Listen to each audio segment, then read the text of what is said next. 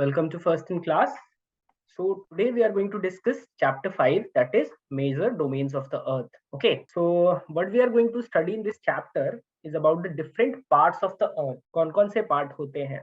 Like lithosphere, atmosphere, hydrosphere, biosphere. These are the main domains of the earth and which we are going to discuss in this chapter. Now, as we know that Earth is a unique planet, right? Earth is the only planet in our solar system जहाँ पे की life possible है, life exist करता है, and all the human or all the living organisms live on this planet. Now they need what? They need land to live. Every human being, they need land to live, right? Water to drink and air to breathe. Every living organisms need such things: land, water and air. So कहाँ ये सब कहाँ present है? These all are present on our earth. ठीक है? Okay, सो ये भी जहाँ पे भी प्रेजेंट है उस एरियाज के बारे में हम इसमें डिस्कस करेंगे जिसके कारण लाइफ पॉसिबल है हमारे अर्थ पे. So the surface of the earth जो है, जो अर्थ की हम बात करें तो अर्थ पे क्या है? अर्थ, अच्छा अर्थ कैसा है? अर्थ का शेप कैसा है? Can anyone tell me? Slightly flattened at the north and the south pole. Yes, but basically it's a sphere, right? ये एक स्फेरिकल है. हमारा अर्थ जो है स्फेरिकल है, जो कि पोल्स पे थोड़ा सा फ्लैटन है, राइट? तो अर्थ में जो है अलग अलग कंपोनेंट्स मिलके इन्वायरमेंट बनाते हैं. तो तीन पार्ट्स है हमारे पास. First is lithosphere, second is hydrosphere and the third one is atmosphere. Okay, ये तीन है. लिथोस, अच्छा लिथोस ये जो टर्म है, लिथो हाइड्रो एटमोस, ये सब कहाँ से आए हैं? इनका ओरिजिन क्या है? So these words come from Greek words. ठीक है, लिथोस का मतलब क्या होता है? Land. Hydro means water and Atmos means air, right? Sir, और इन तीनों को मिला के बायोस्फीयर बनता है. एग्जैक्टली. व्हेन थ्री ओवरलैप, जब ये तीनों एक जगह पे पॉसिबल होते हैं, then it is called biosphere. And biosphere is the only place जहां लाइफ पॉसिबल है. लाइफ पॉसिबल है, ठीक है? अगर सिर्फ लैंड होगा, वाटर नहीं होगा, एयर नहीं होगा, तो लाइफ पॉसिबल नहीं है. सिर्फ वाटर होगा, एयर नहीं होगा, लैंड नहीं होगा, तो भी लाइफ पॉसिबल नहीं है. सिर्फ एयर होगा, वाटर होगा, लैंड नहीं होगा, तभी जो है लाइफ पॉसिबल नहीं है. ठीक है? सो टू बी लाइफ को सस्टेन करने के लिए, for the presence of life, biosphere is important, और बायोस्फीयर में ही लाइफ पॉसिबल है. ओके, क्लियर है? अच्छा, एक टर्म आपने सुना, जितने भी आप वर्ड सुन रहे हो, जैसे स्फेयर स्फेयर स्फेयर, ये इसको स्फेयर ही क्यों कहते हैं? ट्रायंगल क्यों नहीं? लिथो ट्रायंगल क्यों नहीं कहते? लिथो स्क्वायर क्यों नहीं कहते? एटमो स्क्वायर क्यों नहीं कहते? एटमो क्यूब क्यों नहीं कहते? स्फेयर ही क्यों कहते हैं? Can anyone tell me? Anyone? ये जो लिथोस्फेयर है, हाइड्रोस्फेयर है, बायोस्फेयर है, तो स्फेयर ही क्यों कहा जाता है? Why not cube? Why not circle? ऐसा क्यों नहीं कहा जाता? कोई बता सकता है? कभी आपने सोचा इसके बारे में? Have you ever thought about it? देखो, हमारा अर्थ स्फेरिकल है, right? Our earth is spherical in shape. Earth क्या है? स्फेरिकल इन शेप है, स्फेरिकल है. This is the reason. और ये सब क्या है? इसके पार्ट्स है, डोमेन्स है, अर्थ के डोमेन्स है. दैट इज व्हाई इनको स्फेयर कहा जाता है. लिथोस्फेयर, हाइड्रोस्फेयर, एटमॉस्फेयर और बायोस्फेयर. ये क्लियर है सभी को कि क्यों कहा जाता है स्फेयर? अभी सबको क्लियर हो गया ना कि स्फेयर ही क्यों? No sir. कुछ और हम क्यों नहीं कहते? क्योंकि हमारा अर्थ एक स्फेयर है, और ये जो जो भी हम पढ़ रहे हैं वो डोमेन्स ऑफ अर्थ है, मींस अर्थ का वो पार्ट है. ठीक है? तो लिथोस्फेयर में क्या होता है? लिथोस्फेयर क्या होता है? Lithosphere, can anyone tell me? Solid portion of the earth is known as lithosphere. Very good. Solid portion of earth. Solid portion of earth where human, animals birds, कुछ बर्ड्स भी, birds and micro organisms, ये सब यहाँ पे रहते हैं, ठीक है। कुछ रेप्टाइल्स भी रहते हैं, इंसेक्ट्स एक्सेट्रा। तो ये सॉलिड पोर्शन है, अर्थ का वो पार्ट है, वो सॉलिड पार्ट है जहाँ पे क्या है, लोग रहते हैं और कोई भी कंस्ट्रक्शन का काम होता है। जैसे हम ह्यूमंस को कंस्ट्रक्ट करते हैं, घर बनाते हैं, स्कूल्स बनाते हैं, रोड बनाते हैं, तो we do that on the solid portion of earth, ठीक है, जिसको क्रस्ट भी कहा जाता है। सॉलिड पोर्शन क्या कहलाता है, क्रस्ट कहा जाता है, ठीक है। इसके बाद हम बात करते हैं हाइड्रोस्फेयर की। Hydrosphere, as we know, hydro means water, right, hydrosphere. तो देखो हमारा अर्थ का जो 2/3 पार्ट है that is covered with what, water, है कि नहीं। तो वाटर के अलग अलग फॉर्म्स होते हैं, सॉलिड फॉर्म जैसे कि ग्लेशियर्स, लिक्विड फॉर्म जैसे rivers, lakes, ocean, seas, and vapour होता है हमारा, जो कि क्या होता है, गैसियस फॉर्म में होता है, ठीक है। तो ये सब कहीं ना कहीं सब हाइड्रोस्फेयर के अंदर ही आते हैं, राइट। तो जो भी जो हमारा लिक्विड है, जो वाटर है, वो क्या होता है, लिक्विड, सॉलिड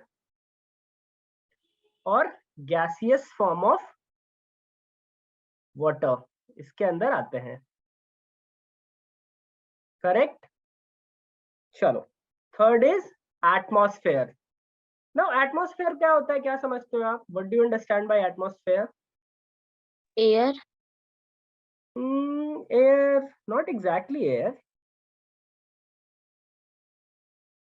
एयर तो है, लेकिन ये है क्या, देखो, it is a layer of air, layer of air surrounding our earth, ठीक है, सराउंडिंग आवर अर्थ। और ये हमें बहुत सारे हार्मफुल रेज जो कि सन से आते हैं उनसे प्रोटेक्ट करता है, ठीक है। तो इसमें बहुत सारे गैसेस होते हैं, एयर के अंदर बहुत सारे गैसेस होते हैं, तो जिसको हम क्या करेंगे, आगे डिस्कस करेंगे डिटेल में। अब इन तीनों का जो मिक्सचर होता है, या फिर कहे कि एक जोन, जैसे ये मान लो हाइड्रोस्फेयर है, ये हमारा एटमॉस्फेयर है, and this one is what, land. Sorry, 1 second, let me make a proper diagram. ये हमारा, this is land. तो ये जो जोन है जहां पे तीनों मिल रहा है, this is what, biosphere, and this is the place where life is possible. यहाँ पे तीनों चीज अवेलेबल है, वाटर भी है हमारे पास, लैंड भी है और एयर भी है, ठीक है। तो बायोस्फीयर इज द प्लेस, या biosphere is the zone where we can find all the land, water and air, and this it contains life, ठीक है। यहाँ तक कोई डाउट किसी को, any questions? No. Okay, I think I have one video for you, let me find it out, that will help you to understand things. Just give me a second.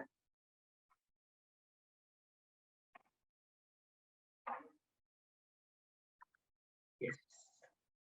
So in this video, we are going to learn about the spheres of the earth. Just 1 second. Yeah. Can you see this video on your screen? Yes. Sure. In the previous chapter, we have learned about maps and the essential features of maps. A map is a drawing of the whole earth or a part of the earth on a flat surface. It is different from the globe. We will learn more about Earth, its spheres, and how these spheres are connected. The Earth is called the blue planet because of the presence of water, nearly 71%. We will also learn how many spheres of the Earth are present. The Earth is divided into various spheres.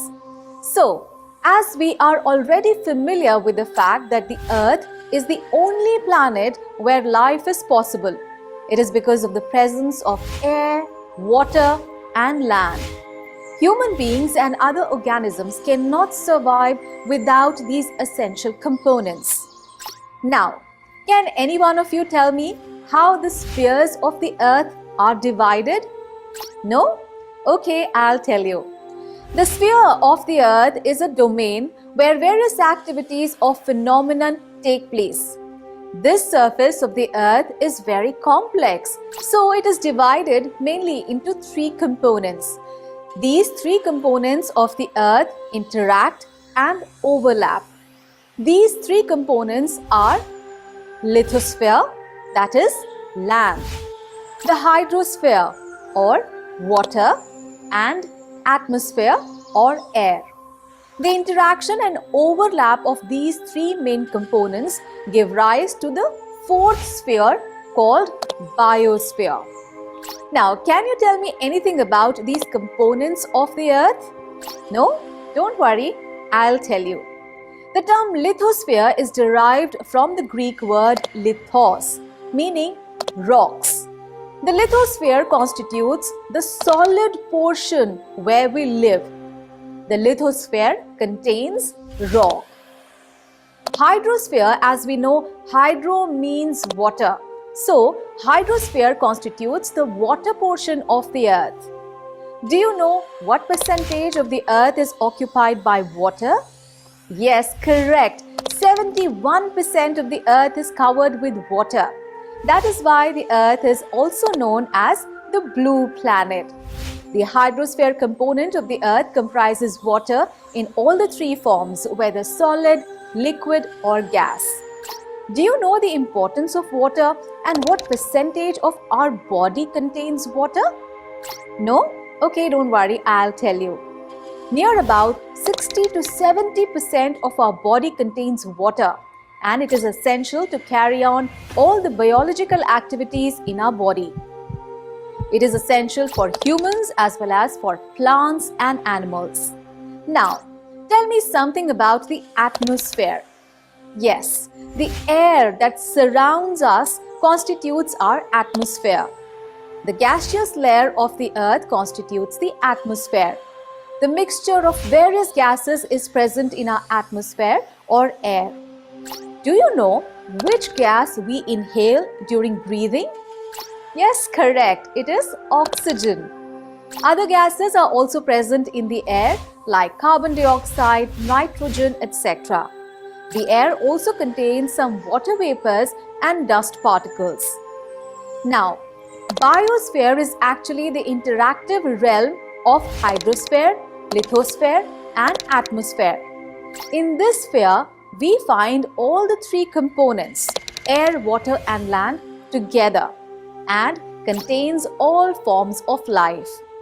Can you now answer this question about what are the spheres of Earth and how are they different from one another? In this video, we have learned the various realms of Earth and their importance.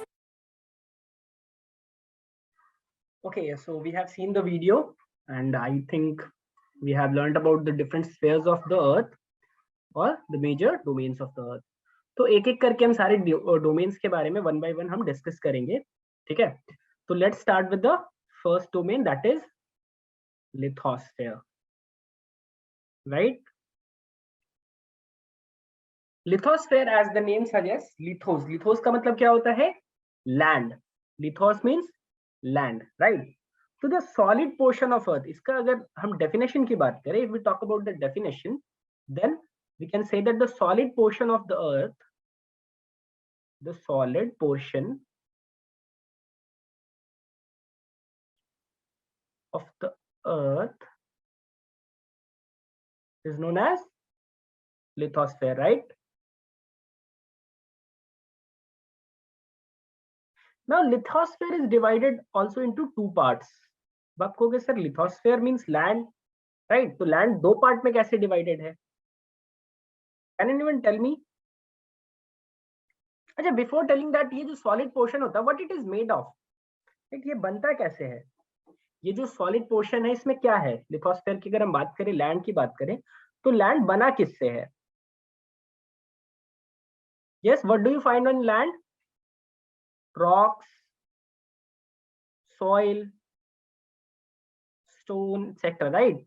तो इन्हीं से मिलके क्या बनता है? हमारा अर्थ बनता है. थिन लेयर ऑफ सॉइल है, रॉक है, जिसको अर्थ क्रस्ट का भी कहते हैं, और इसमें नेचुरल एलिमेंट्स बहुत सारे पाए जाते हैं. Now we talk about lithosphere, तो दो टाइप्स के लिथोस्फेयर है हमारे पास. First is what, continents, right, and second is ocean basin. हमारे ओशंस के नीचे भी क्या है, कहीं ना कहीं तो लैंड प्रेजेंट है ना हमारे. ऐसा तो नहीं कि वो फ्लोट कर रहे हैं, कहीं कहीं ना कहीं डीप डाउन अगर हम डाइव करेंगे 10 kilometre 20 kilometre, according to the area, according to the size, अलग अलग जगह पे आपको you will find what, land. ठीक है, is it clear? So lithosphere is divided into two parts. First one is continent and the second one is oceanic basins, right? Is it clear? Yes, sir. Okay, let me show you the different continents. I have one image, just give me a second.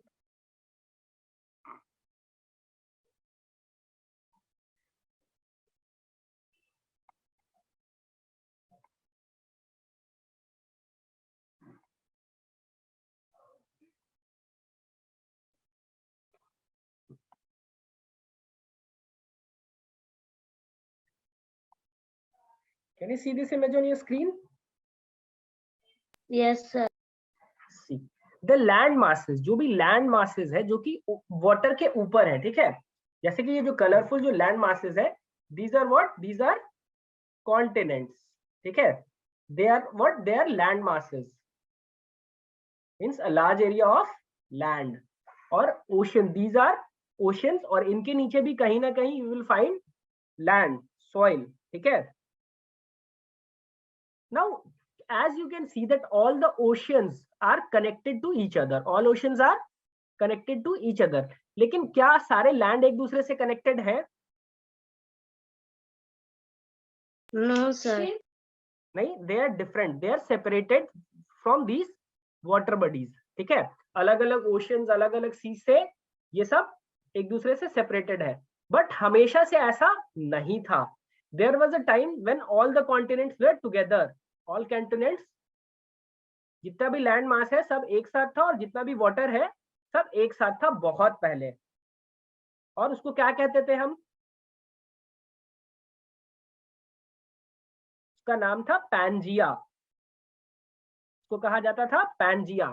ये जितने भी continents थे दे were together, अब एक साथ थे, but due to what, due to rotation of earth, due to rotation of earth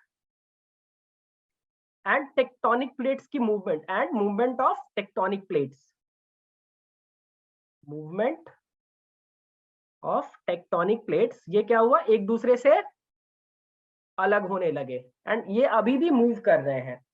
ठीक है, ये अभी भी एक दूसरे से, जो कॉन्टिनेंट्स है ये एक दूसरे से दूर जा रहे हैं, बट ये हमें पता क्यों नहीं चलता? क्योंकि इनका जो डिस्टेंस, जो स्पीड है वो बहुत कम है.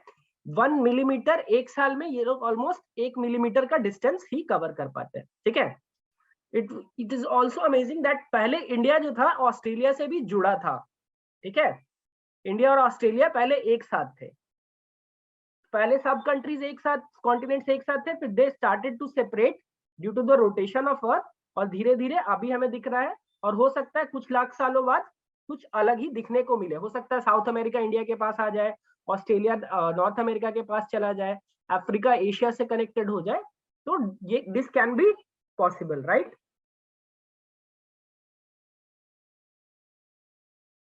चलो आगे बढ़ते हैं हम लोग. यहाँ तक कोई doubt, any question? No, sir. Okay. अच्छा, सी वाटर जो है आप देख रहे हो, these are connected to each other. Let me see the map. तो सी वाटर का लेवल कैसा होता है? कहीं पे यह ऊंचा होता है, कहीं पे नीचा होता है, कैसा होता है? जैसे अगर आप लैंड मासेस की बात करें तो डेजर्ट्स अलग होता है, माउंटेन्स की हाइट अलग होती है, प्लेटूज की हाइट अलग होती है. तो सी वाटर कैसा होता है? क्या ये जितने भी सी वाटर है सब सेम होते हैं, सेम हाइट पे होते हैं सब, या फिर अलग अलग होते हैं? Same height पे होते हैं. Yes, all the sea water remains on the same level, and this is the reason कि इसे सी लेवल से हम हाइट को डिस्टेंस करने के लिए, डिस्टेंस नापने के लिए हाइट से हम सी लेवल को 0 मानते हैं, और उसके अकॉर्डिंग फिर हम हाइट कैलकुलेट करते हैं किसी भी एरिया का. तो आप देखोगे अबव सी लेवल, अगर आप कहीं भी जाओगे ना तो वहां पे you will find a board that it is above sea level. तो सी लेवल सारे वर्ल्ड में सेम है और उसके अकॉर्डिंगली फिर अलग अलग एरिया का अलग अलग डिस्टेंस हम कैलकुलेट करते हैं अबव सी लेवल के हिसाब से। Okay, is it clear? अच्छा, which is the highest point on the earth, like highest mountains की हम बात करें तो माउंटेन सी लेवल से काफी ऊपर है, हमें पता है माउंटेन्स की हाइट होती है। तो विच is the highest point on the earth? Mount Everest. Exactly, very good, mount Everest. Mount Everest जिसकी ऊंचाई कितनी है 8848 मीटर्स। और आपको ये जान के बहुत आश्चर्य होगा that the height of the mountain also increase and decrease. ठीक है, अभी रिसेंटली माउंट एवरेस्ट की हाइट कुछ इंचेस बढ़ी है। ओके, सिमिलरली अगर हम बात करें डेप्थ की, this is the highest, right? Now if we talk about the deepest land की बात करें, Marina trench. Yes, Mariana trench, right? Mariana trench जो कि पैसिफिक ओशन के अंदर आता है। This is below Pacific Ocean और इसकी हाइट क्या है 11, depth not height, actually it's depth. The depth is 11,022 metres. ठीक है, ये इतना गहरा है। ओके, तो this was about the lithosphere. अब हम इसमें जो डिफरेंट कॉन्टिनेंट्स हैं हमारे पास, कितने कॉन्टिनेंट्स हैं हमारे अर्थ पे? 7। एग्जैक्टली, वेरी गुड, कॉन्टिनेंट्स हमारे पास 7 है। कौन कौन से? Asia, Europe, Africa, Australia, Antarctica, north America, south America. Very good पूर्वी।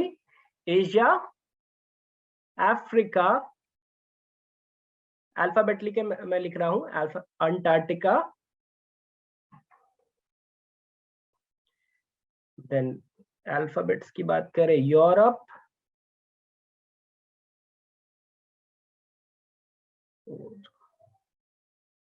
Australia. Okay, fourth is Australia, right? That starts from A, so not, क्योंकि अल्फाबेटिकली हम लोग लिख रहे हैं Australia. See there are 4 A's, Australia, Europe, there are 2 Americas, one is North America and the last one is South America. So these are the 7 different continents and these are land masses. Okay, ये सारे मिलके क्या बनाते हैं? Continents है सारे, और ये लैंडफॉर्म्स है, लिथोस्फेयर का पार्ट है। ओके, तो वन बाय वन हम क्या करेंगे, इनके बारे में हम बात करेंगे। Just give me a second, I have an image for you.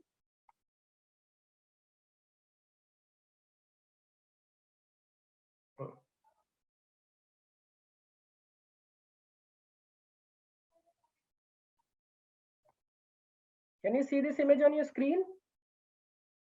Yes, sir. Right? Okay.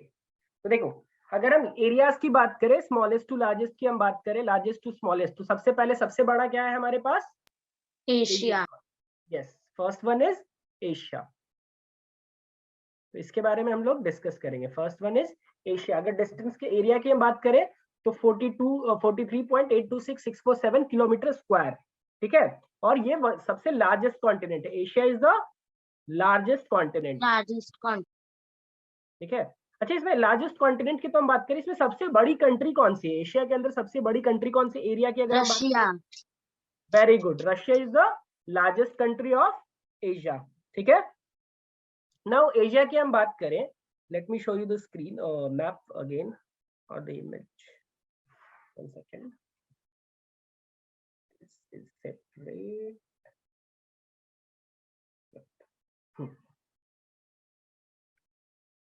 देखो, एशिया की हम बात करें, this is marked with purple colour से ये हमारा मार्क्ड है। तो एशिया क्या है? एशिया हमारा सबसे बड़ा कॉन्टिनेंट है। दिस इज, और ये कहाँ है? देखो, 2 हेमिस्फेयर है। Our earth is divided into 2 hemispheres. अगर हम बात करें, it is in northern hemisphere. Northern, yes right, northern hemisphere, north वाला जो पार्ट है नॉर्थ, और साथ ही साथ देखो अगर इसको हम 4 पार्ट्स में डिवाइड करते हैं, अगर 4 पार्ट्स में अगर हम इस तरह से डिवाइड करते हैं तो is in the north east, तो नॉर्थ ईस्टर्न पार्ट में, ठीक है, जिसको ईस्टर्न हेमिस्फेयर भी कहते हैं, ठीक है। और ये कहां से पास करता है, तो tropic of Cancer, it passes from Tropic of Cancer, ठीक है। 5 जोन्स है हमारे पास, poles, Tropic of cancer, tropic of Capricorn, equator, ठीक है।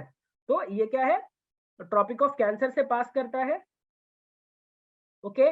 नाउ एशिया, देखो एशिया के आप जस्ट बगल में अगर आप देखोगे ब्लू से, let me clear it, Asia के अगर आप जस्ट बगल में देखोगे तो by land it is connected with Europe. यहाँ पे अगर I will mark it with red, you can see this is a line which separates Asia from Europe, ठीक है। तो यहाँ पे क्या है, if we talk about this area, यहाँ पे यूरल माउंटेन्स है, Ural mountains, these are Ural mountains which separate Asia from Europe, ठीक है।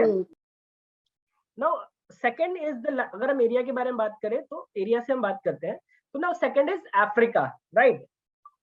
एरिया की अगर हम बात करें, सेकंड अफ्रीका है हमारा एरिया वाइज, इसके जो है क्या है 30.375.489 किलोमीटर स्क्वायर इसका एरिया है, ठीक है। और ये 20% अकेला कवर करता है, ठीक है। एशिया की बात करें तो एशिया ऑलमोस्ट 30% है, और 20% के आसपास और ऑलमोस्ट क्या है अफ्रीका है हमारा। तो अकेले एशिया और अफ्रीका मिलके अर्थ का जो 50% पार्ट है वो कवर अप करते हैं, ओके। तो अफ्रीका की बात करें तो it is the second largest continent, और ये इक्वेटर से पास करता है। कहां से पास करता है अफ्रीका, देखो if we talk about Africa तो ये कहां से पास करता है, equator, passes from equator. This is the reason कि अफ्रीकन कंट्रीज जो है वो काफी गर्म होते हैं, क्योंकि इक्वेटर पे सनलाइट जो है डायरेक्ट पर फॉल करती है, तो यहाँ का जो टेम्परेचर होता है बहुत ही ज्यादा होता है, ओके। अफ्रीका की अगर हम बात करें, देखो अफ्रीका नॉर्दर्न एरिया में भी है और साउदर्न एरिया में भी, मींस अफ्रीका दोनों पार्ट में है हमारा, लेकिन इसका ज्यादातर जो पार्ट है, जो major part of the Africa है, that belongs to the northern hemisphere, ठीक है। तो मोस्ट ऑफ द अफ्रीका जो है हमारा नॉर्दर्न पार्ट में लाई करता है, और कुछ पार्ट जो है इसके इससे पास करते हैं साउदर्न पार्ट में, and some small part, if you can see, let me erase it, if you can see some small part जो है ट्रॉपिक ऑफ कैंसर से भी पास करते हैं, ठीक है। तो tropic of cancer, tropic of Capricorn, equator, तीनों जगह से ये क्या करता है, पास करता है, ठीक है। तो this is the only continent जो कि ट्रॉपिक ऑफ कैंसर से भी पास करता है, ट्रॉपिक ऑफ कैप्रिकॉर्न से भी पास करता है, और इक्वेटर से भी पास करता है, ओके। इसका जो मोस्ट ऑफ द पार्ट है that lies in the northern hemisphere, and 40% of the part lies in the southern hemisphere. Now third one is north America. अगर हम एरिया के हिसाब से बात करें तो third one is north America, जिसकी जो एरिया है 2,44,96,933 किलोमीटर स्क्वायर है, और ये कवर करता है ऑलमोस्ट 16%, जो हमारे अर्थ का जो 16% पार्ट है वो नॉर्थ अमेरिका कवर करता है, ठीक है। और ये थर्ड लार्जेस्ट है एरिया के हिसाब से, और साउथ अमेरिका से ये जुड़ा है। If you can C in the map, यहाँ पे एक बहुत ही पतला सा लाइन है जिसको क्या कहते हैं हम, इस्थमस ऑफ पैनामा, ठीक है। ये नॉर्थ अमेरिका और साउथ अमेरिका को क्या करता है, बाय लैंड कनेक्ट करता है, और ये एक बहुत पतली सी जगह है, ओके। नॉर्थ अमेरिका की हम बात करें तो जैसे एशिया जो है हमारे ईस्टर्न हेमिस्फीयर में है, सिमिलरली नॉर्थ अमेरिका हमारे कहाँ है, वेस्टर्न हेमिस्फीयर में है, वेस्टर्न हेमिस्फीयर। हाँ। और यहाँ पे क्या है, एक साइड इसके पैसिफिक ओशन है, एक साइड इसके अटलांटिक ओशन है, okay. Is it clear? Yes. अच्छा, अफ्रीका की अगर हम बात करें तो अफ्रीका में एक और चीज है कि यहाँ पे दुनिया का सबसे बड़ा डेजर्ट भी है। डेजर्ट क्यों है, hot desert, not desert, hot desert. कौन है दुनिया का सबसे बड़ा hot desert, can anyone tell? Sahara desert. Yes, this is the largest hot desert. अच्छा, कोल्ड डेजर्ट कौन है सबसे बड़ा? Antarctica, right. Antarctica is a cold desert, और ये दुनिया का सबसे बड़ा डेजर्ट है। डेजर्ट का मतलब क्या होता है, बैरन लैंड, जहाँ पे पानी की बहुत कमी होती है, ठीक है। तो हमने क्या पढ़ा अभी, अफ्रीका के बारे, एशिया के बारे में पढ़ा, अफ्रीका के बारे में पढ़ा, north America. Now will talk about the fourth, that is south America, fourth largest continent. South America क्या है? It is the fourth largest continent. 1 second. South America is the fourth largest continent area wise अगर हम बात करें तो. और ये क्या है? ये कहाँ पे लाई करता है? इसका जो मोस्ट ऑफ द पार्ट है that lies in the southern hemisphere. Okay, ये ज्यादातर इसका पार्ट का है. देखो थोड़ा सा पार्ट इसका क्या है? नॉर्दर्न हेमिस्फेयर में, बाकी रेस्ट जो इसका पार्ट है that is in the southern hemisphere.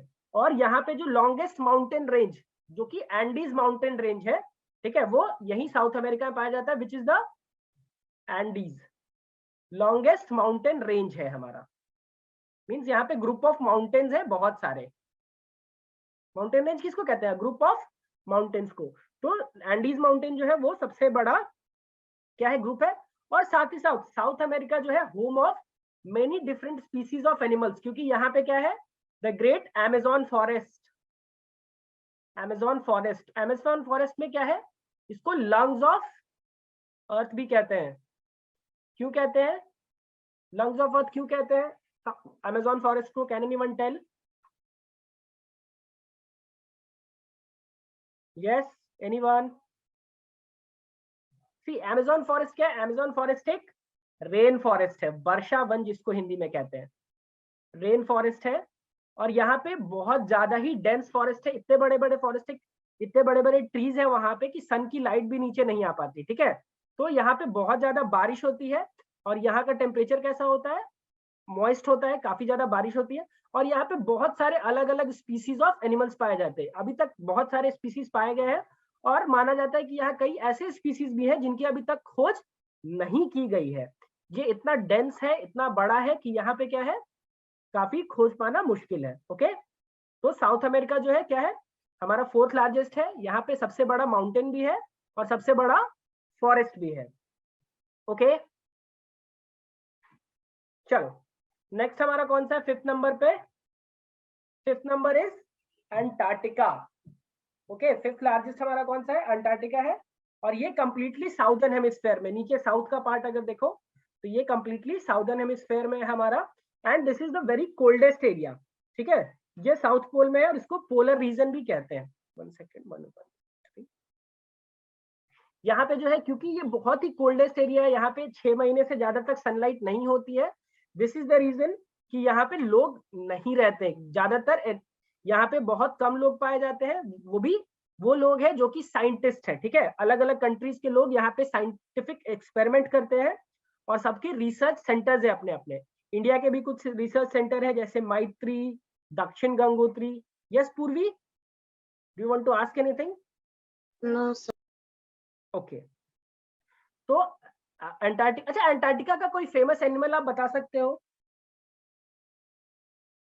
Polar bear. हाँ, पोलर बेयर, सील्स, पेंगुइन्स, ये सब पाए जाते हैं क्योंकि ये ठंडे एरिया में रहने वाले ये जानवर है. ठीक है, बाकी जनरल यहाँ पे कोई सरवाइव करना बहुत मुश्किल है क्योंकि यहाँ पे टेम्परेचर जो होता है बहुत ही कम होता है. इसके बाद हम बात करते हैं सिक्स लार्जेस्ट, जो 6 नंबर पे आता है, दैट इज यूरोप. ठीक है, यूरोप जो है एशिया के पास है और सब 6 नंबर में 6 लार्जेस्ट है. इससे बड़ा बस, इससे छोटा बस ऑस्ट्रेलिया ही है. ठीक है, यहाँ पे आइलैंड्स भी है और लैंडफॉर्म्स भी है. और ये कहाँ से पास करता है? आर्टिक सर्कल से पास करता है हमारे. और इसके तीनों साइड वाटर है. देखो इधर भी वाटर है, इधर भी वाटर है और इधर भी वाटर है. तो ये 3 साइड जो है वाटर बॉडीज से घिरा है. ओके, यूरोप में बहुत सारी छोटी छोटी कंट्रीज है जैसे जर्मनी, ऑस्ट्रिया, फ्रांस. ये सब किसके है? यूरोप के ही पार्ट है. ओके, अच्छा, यूरोप और एशिया को अगर हम मिला दे तो उसे क्या कहा जाएगा? Eurasia. Yes, Eurasia is the term which is used to tell about the area which can be mixed with Europe and Australia. Now the last one, the last continent, which 7th continent is Australia. This is the smallest continent. Australia क्या है? Smallest continent है और ये Southern Hemisphere में है. ठीक है, अच्छा, ऑस्ट्रेलिया में अभी हम जैसे हम अभी क्या है? नॉर्दर्न हेमिस्फीयर में इंडिया में है, तो यहाँ पे अभी क्या विंटर सीजन है. ऑस्ट्रेलिया में अभी कौन सा सीजन हो रहा होगा? Summer season. Yes, summer season. क्यों? ये आप लोग सॉल्स्टिस वाले चैप्टर में पढ़े होंगे या फिर पढ़ेंगे कि कैसे जो है विंटर सॉल्स्टिस के दौरान जो सन पार्ट है वो साउदर्न हेमिस्फीयर पे सन की लाइट ज्यादा होती है, जिसके कारण और जो साउदर्न एरियाज में जो कंट्री है, जो साउदर्न हेमिस्फीयर में जो कंट्री है, वहां पे अभी समर सीजन होता है, और उसके ऑपोजिट जस्ट नॉर्दर्न पार्ट में अभी विंटर होता है। ठीक है, तो ऑस्ट्रेलिया क्या है, एक आइलैंड कॉन्टिनेंट है। ठीक है, ऑस्ट्रेलिया में देखो, ऑस्ट्रेलिया कॉन्टिनेंट के अंदर ऑस्ट्रेलिया एक कंट्री भी है। आपने सुना होगा ऑस्ट्रेलिया कंट्री, तो ऑस्ट्रेलिया एक कंट्री भी है, और ऑस्ट्रेलिया के साथ कुछ आइलैंड ग्रुप्स हैं, उनको मिला के ऑस्ट्रेलिया कॉन्टिनेंट बनता है, जिसमें न्यूजीलैंड भी उसका पार्ट है। लेकिन अगर सिर्फ कंट्री की बात करें तो ऑस्ट्रेलिया अलग है। ओके, ये जो है आइलैंड कंट्री क्यों है, आइलैंड कंट्री इसको क्यों कॉन्टिनेंट क्यों कहते हैं, why it is called island continent? Sir क्योंकि इसके चारों तरफ पानी है। एग्जैक्टली, ये जो है चारों तरफ से सराउंडेड है पानी से, and this is the reason it is known as island country. देखो ऑस्ट्रेलिया की हम बात करें तो यहाँ पे जो है क्योंकि यहाँ का जो टेरेन है बहुत ही डिफरेंट है, यहाँ बारिश, हाँ Purvi, what do you want to ask? Sir फिर तो सारे कॉन्टिनेंट भी तो आइलैंड हुए। नॉट एग्जैक्टली, सारे कॉन्टिनेंट कैसे आइलैंड हुए? देखो कहीं ना कहीं लैंड मासेस से कनेक्टेड है ये। देखो नॉर्थ अमेरिका साउथ अमेरिका से कनेक्टेड है, यूरोप एशिया से कनेक्टेड है, अफ्रीका भी कहीं ना कहीं यूरोप से थोड़ा बहुत कनेक्टेड है। ठीक है, अफ्रीका फिर इधर एशिया से भी कनेक्टेड है, बट ऑस्ट्रेलिया ऐसा कंट्री है जो कि चारों तरफ से पानी से घिरा हुआ है।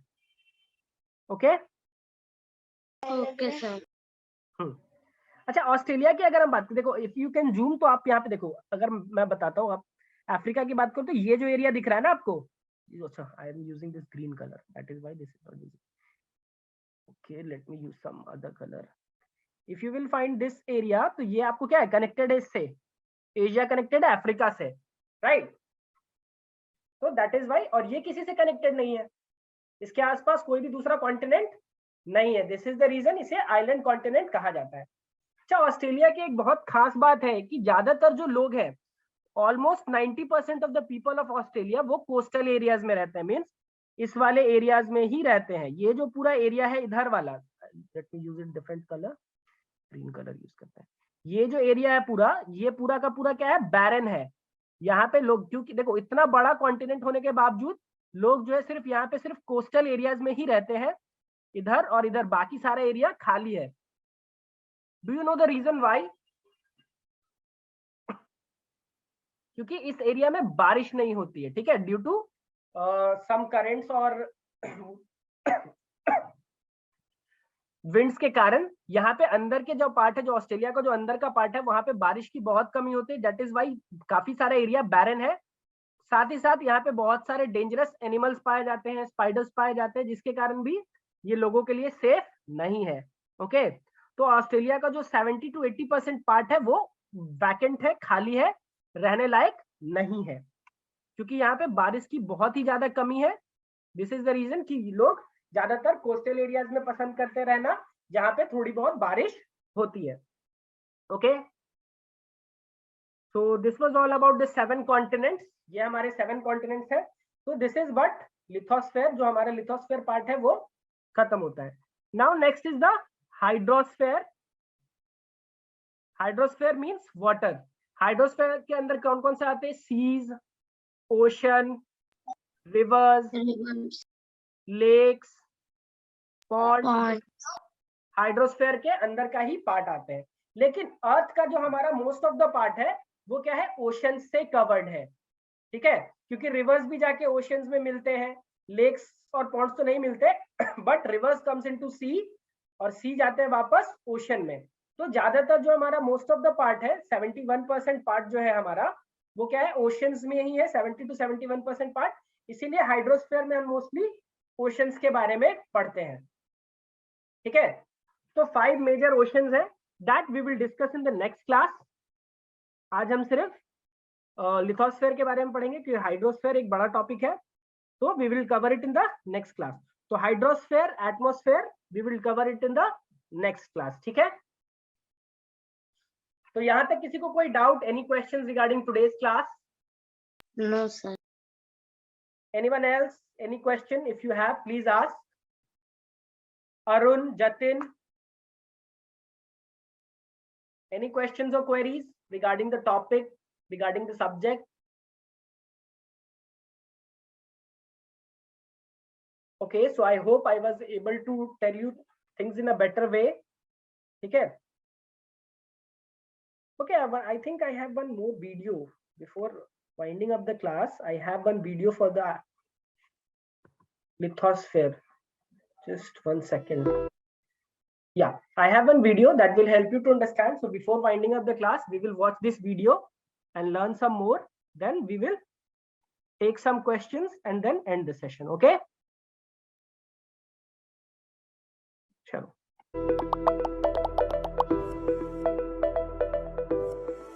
In the previous chapter, we have learned about the Earth's spheres and components, how these components are beneficial to us. The Earth is divided into three main layers: lithosphere, hydrosphere and atmosphere. And the interaction between these three spheres give rise to the fourth sphere, that is biosphere. We will learn more about the lithosphere component of the Earth. Lithos means land or rocks.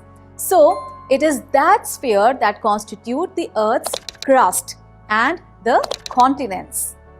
And we will also learn about the Earth's interior, which is related to lithosphere part. The Earth's interior is studied under three parts: crust, mantle and core. The lithosphere we know is the solid part of our Earth. As we know, our Earth is mainly composed of rocks. The rocks are present in both solid and molten states. Solid rocks are present on the exterior surface of the Earth, and the liquid state is present in the interior part of the Earth. The lithosphere constitutes the crust, the upper mantle and the soil. Do you know anything about the Earth's interior? No? Okay, don't worry, I'll tell you. Our Earth's interior is mainly divided into three major layers. These layers are the crust, the mantle and the core. We came to know about the interior of the Earth through seismic waves, which are produced in the Earth's interior part. If we have to study about lithosphere, we first have to gain knowledge about the Earth's interior. The crust, which contributes towards the lithosphere, is the outermost layer of the Earth. This crust covers the Earth like skin. It is a thin shell constituting only about less than 1% of the Earth's volume. The average thickness of the crust is about 35 kilometers to 40 kilometers, and the temperature in the crust increases with the depth. The crust of the Earth is composed of two distinct layers. First is seal, that is the continental crust, and the second is sima or oceanic crust. So, seal are those rocks which are rich in silica and aluminium, and sima are those group of rocks which are rich in silica and magnesium.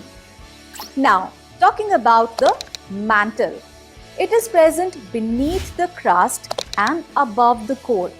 It is generally the most massive layer of the Earth, made up of rocks and ices. Its thickness is approximately 2,900 kilometers and constitutes 84% of the Earth's volume. The mantle is mainly divided into two sections, the upper mantle and the lower mantle. The temperature in the mantle is about 3000 degrees Celsius. Now, can you tell me anything about the third layer of the Earth, that is the core? No? Okay, don't worry, I'll tell you. The innermost layer of the Earth is called the core. It lies beneath the mantle and is the deepest and the inaccessible layer.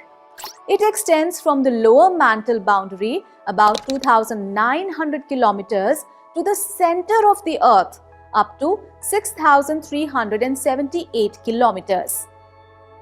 The inner core of the Earth is mainly made up of nickel and iron, and this layer is in a highly compressed form. Due to the presence of nickel and iron, it is also known as knife or NIFE. This layer creates a magnetic field on the Earth's surface. The temperature of the core ranges from 4,400 degrees Celsius to approximately 6,000 degrees Celsius. Now, can you tell me about the lithosphere and the Earth's interior? In this video, we have learned about the lithosphere and what is present inside the Earth.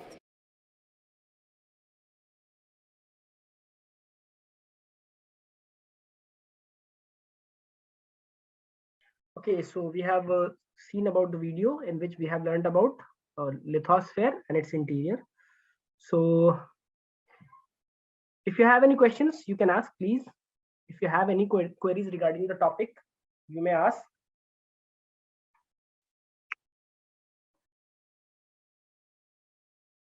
Okay, so in this chapter, today's chapter, we have learned about the different spheres of the Earth.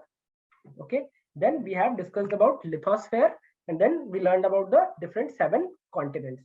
In the next class, we are going to discuss about hydrosphere and atmosphere. So see you in the next class. Thank you for attending the class. Have a great day. Bye-bye.